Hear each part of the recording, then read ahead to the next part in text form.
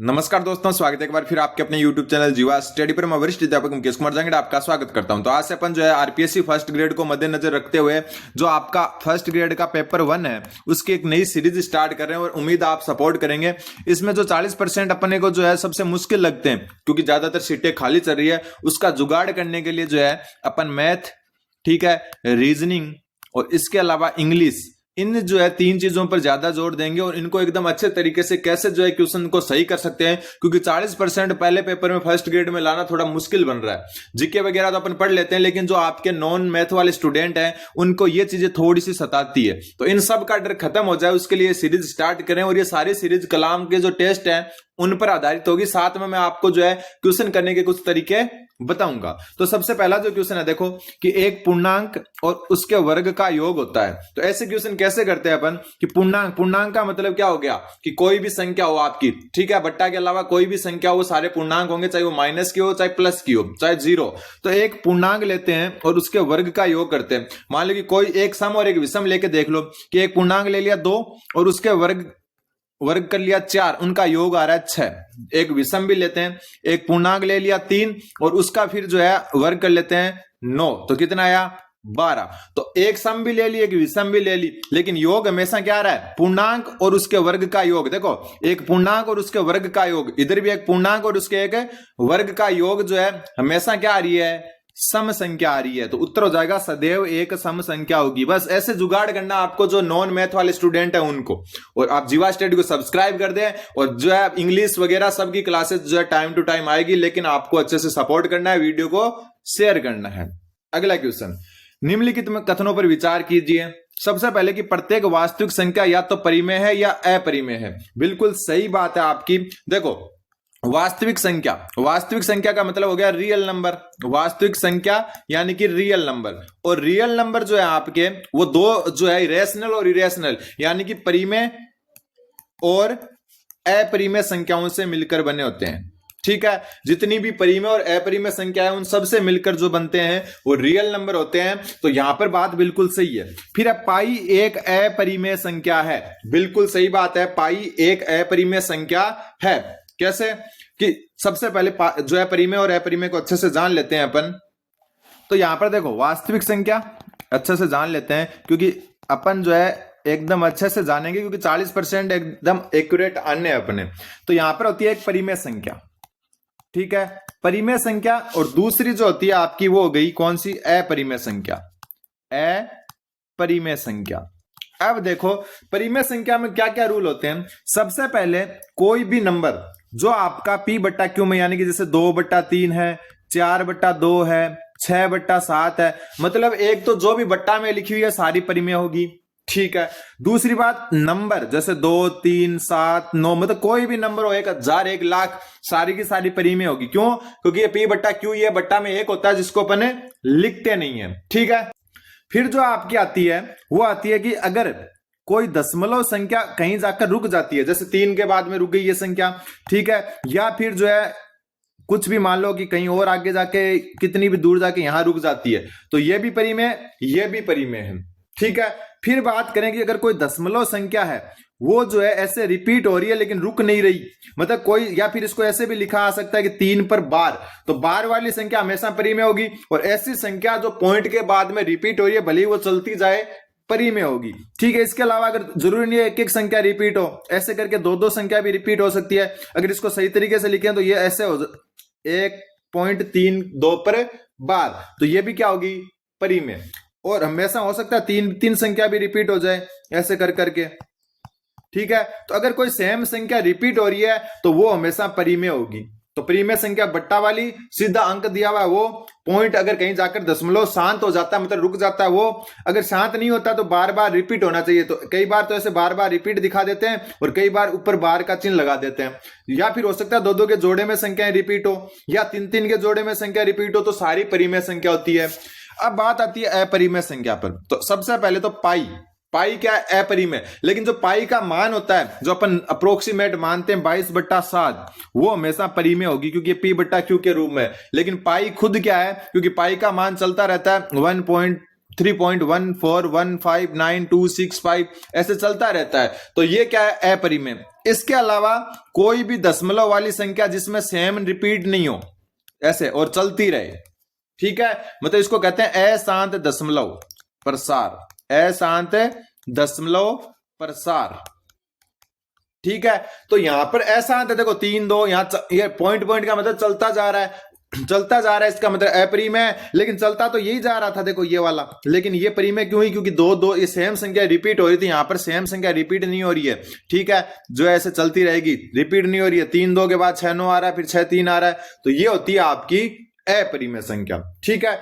फिर आपका ये बात भी बिल्कुल सही है। दूसरी बात है कि जो 43/2 गुणा 5/3 दशमलव के 4 स्थानों के बाद शांत हो जाएगी। तो शांत का मतलब है रुक जाना, जैसे ये हो गई ना, जैसे ये देखो 3.3 बाद में शांत होगी, इसको कहते हैं शांत दशमलव प्रसार, शांत दशमलव प्रसार। तो यहां पर जो तीसरा ऑप्शन है उसको मैं बता दूं कि तीसरा ऑप्शन क्या कह रहा है कि यह संख्या दशमलव के 4 स्थान के बाद शांत हो जाएगी। तो ऐसा जो है कैसे पता चलता है कि नीचे अगर बट्टा में 2 और 5 होना चाहिए, 2 और 5 गुणा में होना चाहिए, तभी वो शांत होगी, ठीक है। तो 2 और 5 अगर गुणा में है तो दोनों में से अधिकतम पावर देखो 5 की पावर 3 है और 2 की पावर क्या है 4, इसका मतलब है 4 दशमलव के बाद में शांत हो जाएगी, बिल्कुल सही है। तो तीनों के तीनों सही है। एक और एग्जांपल देता हूं, मान लो कि ये क्वेश्चन है 2 की पावर 5 गुणा 5 की पावर 6, तो ये जो है दोनों में बड़ी पावर किसकी है 5 की, कितनी है 6, तो ये 6 स्थान पर बाद में शांत हो जाएगी। तो ऐसा इसमें होता है, ठीक है, मतलब दोनों में से बड़ी पावर देखते हैं, यहां पर 2 की बड़ी पावर है तो 4 स्थान बाद शांत हो जाएगी, अगर 5 की बड़ी पावर है तो 6 स्थान बाद में क्या हो जाएगी, ये शांत हो जाएगी। अब है कि इसका योग बताओ, क्या बताओ, इसका योग बताओ, अभी बता देते हैं इसका योग। अब अगर ऐसा कोई क्वेश्चन आ जाता है ना, उसमें होता क्या है, उसमें जो है आपके 17 और 30 को जोड़ो 47, उसमें से एक अधिक कर दो, लेकिन अपन ऐसा नहीं करेंगे, अपन एकदम एक्यूरेट करेंगे। एक संख्या लिख देता हूं मैं 0 पॉइंट जो है 1759 पर बार है, और यहां पर प्लस में 0.3041 पर बार है। अब इनका योग देखो, इनका योग कैसे होता है। सबसे पहले अपन लेते हैं ये वाली संख्या x बराबर मान लेते हैं, इसको सही करने का तरीका बता देता हूं। 5 9 पर बार है, 5 9 पर बार है, इसका मतलब 5 9 5 9 बार बार आ रही है, ठीक है। अब इसमें क्या करते हैं, ये समीकरण नंबर 1 हो गई। इसमें करते क्या है, जो आपका दूसरा जो है ध्यान रखना है कि पॉइंट के बाद कितनी संख्या बिना बार के है, तो 2 है, तो 100 से गुणा कर दो ऊपर वाले को, तो ये हो जाएगा 100x, और इसको 100 से गुणा करेंगे तो ये हो जाएगा 17.595959। समझ में आ गया। ये हो गई आपकी कौन सी, क्वेश्चन नंबर 2। पहले क्या करना है, इसको x मान लेना है, सॉल्व करने का तरीका बता रहा हूं। फिर क्या करते हैं, जितनी संख्या बिना बार के, क्योंकि अब मैं समझा रहा हूं तो टाइम लग रहा है, वरना कुछ सेकंड मिनट लगेंगे, ठीक है। तो यहां पर जो है बिना बार के जो है 1 और 7 यानी कि 2 संख्या, तो 2 0 यानी 100 से गुणा कर दिया तो 17 बाहर आ गया। अब देखो बार के साथ कितनी संख्या है, तो बार के साथ कितनी संख्या 2 और, इसका मतलब वापस जो है 100 से गुणा कर दो, यानी 2 0 और लग जाएंगे, तो यहां पर 1759 बाहर आ जाएगी, और पॉइंट के बाद में 59 बचेगी। ये समीकरण नंबर 3। अब क्या करेंगे, समीकरण 3 में से 2 को घटा देंगे, 3 माइनस समीकरण 2। तो देखो 10 जो है 10,000 में से 100 गए तो कितने बचे, 10,000 में से 100 गए तो कितने बचे आपके 9,000 जो है आपके 9,900 फिर x। अब यहां पर देखो ये देखो पॉइंट के बाद 5 9 5 9 चलता जा रहा है, इधर भी 5 9 5 9, तो ये तो आपस में कट जाएंगे, पॉइंट के बाद कुछ बचेगा नहीं, और यहां 1759 में से 17 घट जाएंगे, तो ये क्या हो गया जो है 9,900 x बराबर हो जाएगा, 17 घटा दो, बच गए 2 और 1 ये घट गया, तो क्या हो गया 42, यानी 1742 बच गए। तो x बराबर क्या हो गया 1742 बट्टा 9,900। तो क्या अब आपको सिर्फ है ना ये एक में करके बता दिया। आप देखो शॉर्ट ट्रिक क्या होती है कि अपने को इसका करना है, इसका करना है, तो लास्ट में क्या हुआ, 1759 में से 17 घट रहे हैं, तो यहां पर इसका क्या होगा, इसका होगा 3041 में से क्या घटेंगे 30 घटेंगे, ठीक है। 3041 में से 30 घटेंगे तो कितना आ गया, ये आ गया आपका जो है 3011 और बट्टे में 9900। ये एक शॉर्ट ट्रिक होती है, आपको ऐसे याद रख सकते हो कि पूरी में से जो है आपको आगे वाली घटानी है। देखो 1759 में से 17 घटाए थे ना, और बट्टे में जो है 9900 वो इसकी वजह से आ गया। अब जो इनको जोड़ दो, यानी 1742 बट्टा 9900 और माइनस 3041 9900 का क्या मतलब है कि आपका दो संख्या के बाद में पॉइंट आएगा। अब देखो 9900 जो है कॉमन आ गया, प्लस करना है, 1742 में जोड़ना है अपने को 30 11 11, तो जोड़ो इसको, तो ये हो गया 3 3 के बाद में क्या हो गया 5 और ये हो गया 7 और ये हो गया 4, क्या हो गया 7 4, तो ये कितना आ गया आपका 4753 बट्टा 9900, ये उत्तर आ गया। लेकिन अपने तो उत्तर बार में इसका मतलब कि जो है ये कब आता है कि यहां से ऐसा बनता है, कब बनता है कि जब पूरी संख्या में ये जोड़ देते हैं। तो भाई ऑप्शन देखो 4802 में से 48 घटाओ, 4802 में से 48 बाई ऑप्शन, तो कितने बच गए आपके 48 जो है 2 यहां गए, 46 यहां गए, तो ये बच गया जो है 47 से 54, तो ये तो उत्तर है नहीं। अपने कितना आना चाहिए 47 53 आना चाहिए। तो फिर इसमें चलते हैं, 4801 में से 48 घटाओ तो कितने बचे 47 53 बचे, तो भाई ऑप्शन नंबर 2 हो गया। कौन सा हो गया ऑप्शन नंबर 2। फिर है यदि m एक सम संख्या है, m एक सम संख्या है तो m स्क्वायर माइनस 1 गुणनफल है। मान लो m सम संख्या है तो m स्क्वायर माइनस 1, ये हो गया आपका a square minus B square, और ये होता है हमेशा a प्लस बी और a माइनस बी। ठीक है, तो इसका मतलब ये m माइनस 1 हो गया और m प्लस 1 हो गया। तो m एक सम संख्या है, कोई भी एक सम संख्या ले लो, m की जगह मान लो 4 ले लेते, तो ये 4 माइनस 1 और 4 प्लस 1, तो 4 माइनस 1 3 और 4 प्लस 1 हो गया 5। तो ये दोनों क्या है, दो विषम संख्याओं का क्रमिक गुणनफल है, दो विषम संख्याओं का। क्वेश्चन नंबर 5 वापस यही बार वाला आ गया। कौन सा आ गया बार वाला, और इसमें अपने को गुणा करना है अच्छे तरीके से। तो बार वाले में वापस वही है कि x को अगर अपन 0.1111 माने तो बार कितने अंकों पर है 2 अंकों पर, तो 100 से गुणा कर दो, 100x बराबर हो जाएगा 11 पॉइंट जो है 11 11 1 1 चलता जा रहा है, 11 11 चलता जा रहा है। तो समीकरण 1 हो गया, समीकरण 2 माइनस 1 करेंगे तो 99, x बराबर हो जाएगा, पॉइंट के बाद कट जाएंगे 11 माइनस 0 यानी कि 11, तो x बराबर हो जाएगा 11 बट्टा 99। और ऐसे जो है ये वाला अगर बात करें तो ये क्या हो जाएगा 22 बट्टा 99, तो 11 बट्टा 99 प्लस 22 बट्टा 99 और गुणा है 3 से। अब देखो 99 एलसीएम आ जाएगा 11 और ये 33 हो जाएगा, और गुणा 3 है, ये इससे कट जाएगा 3 बार और 3 3 से कट जाएगा 1 बार। ऑप्शन नंबर 1 उत्तर आ जाएगा। कुछ समझ में नहीं आया तो आप कमेंट कर सकते हैं। संख्या 2 की पावर √3। हाँ, एक बात मैंने ऊपर बतानी जो है मैं भूल गया, वो भी बता देता हूं कि जो भी जो मतलब संख्या है परिमेय और परिमेय बताई थी, अगर रूट के अंदर कोई भी पूर्ण वर्ग नहीं है तो ये सारे के सारे क्या होंगे आपके, ये सारी अपरिमेय होगी। और अगर रूट के अंदर पूर्ण वर्ग है, जैसे 4 2 का है, 9 है, 3 का 16 है, 25 है, और ये सारी होती है हमेशा परिमेय संख्या। ये चीज मैं बताना भूल गया, वापस बता दिया आपको। तो यहां पर जो है 2 की पावर √3, एक प्राकृत संख्या, एक पूर्णांक, एक अपरिमेय, एक परिमेय, तो √3 क्या है पूर्ण वर्ग है क्या 3 नहीं है, इसका मतलब ये क्या है अपरिमेय। अगर बाई चांस ये ऐसे होता तो ये हो जाती परिमेय। क्यों? क्योंकि जो है 9 किसी का ना किसी का पूर्ण वर्ग है। अब आपका √23 जो है 225 जो है 3796 और √7 संख्याओं में से परिमेय संख्याओं का योग क्या है।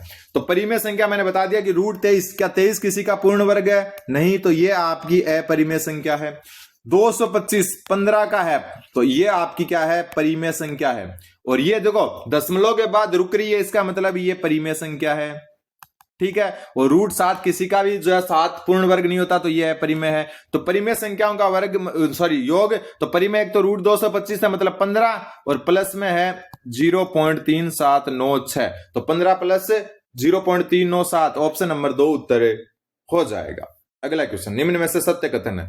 2 अपरिमेय संख्याओं का योग परिमेय संख्या भी हो सकता है और अपरिमेय संख्या भी। बिल्कुल सही बात है। सही बात कैसे आपकी वो मैं बता दूं कि मान लो कि 2 ये एक परिमेय संख्या है, ठीक है परिमेय संख्या है ना, और एक ये भी एक परिमेय संख्या है, दोनों का योग करो, दोनों का योग √3 और ये माइनस √3, तो बराबर क्या आ गया 0, और 0 क्या है परिमेय संख्या है। अब इसकी जगह अगर हम करें √3 प्लस √3 तो ये हो गया 2 √3, तो इसका जो है ये क्या है, अपरिमेय। मतलब दो परिमेय संख्याओं का योग परिमेय और अपरिमेय दोनों हो सकता है, बिल्कुल सही बात है। एक परिमेय और एक अपरिमेय संख्याओं का योग सदैव एक अपरिमेय संख्या होती है। क्या बोल रहा है, एक परिमेय और एक अपरिमेय संख्या का योग सदैव एक अपरिमेय, बिल्कुल। जैसे 2 क्या है, परिमेय, प्लस √3 क्या है, अपरिमेय। तो ये जुड़ेंगे नहीं, तो ये खुद भी क्या होगी, अपरिमेय होगी। तो ये ध्यान रखना, 2 अपरिमेय परिमेय भी हो सकती है जोड़ने पर और अपरिमेय भी हो सकती है, लेकिन एक परिमेय और एक अपरिमेय हमेशा अपरिमेय होगी। एक शून्येतर परिमेय संख्या मतलब 0 के अलावा कोई भी परिमेय संख्या और एक अपरिमेय संख्या का गुणनफल सदैव एक अपरिमेय संख्या होती है। ये भी सही है, ये भी सही है। जैसे 2 को अगर √3 से गुणा करेंगे तो 2√3 आएगा, जो खुद क्या होगी, एक अपरिमेय संख्या होगी। तो इसमें जो है तीनों सही है, ऑप्शन नंबर 4।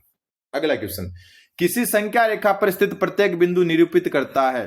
कोई भी संख्या रेखा है जो अपनी होती है, उस पर जो प्रत्येक बिंदु होता है वो एक अद्वितीय वास्तविक संख्या होती है। मतलब वास्तविक मतलब परिमेय और अपरिमेय हो सकती है, लेकिन संख्या रेखा पर कोई भी बिंदु होता है वो किसी ना किसी एक वास्तविक संख्या को अद्वितीय रूप से करता है। अद्वितीय मतलब उस पॉइंट पर सिर्फ वही संख्या होगी।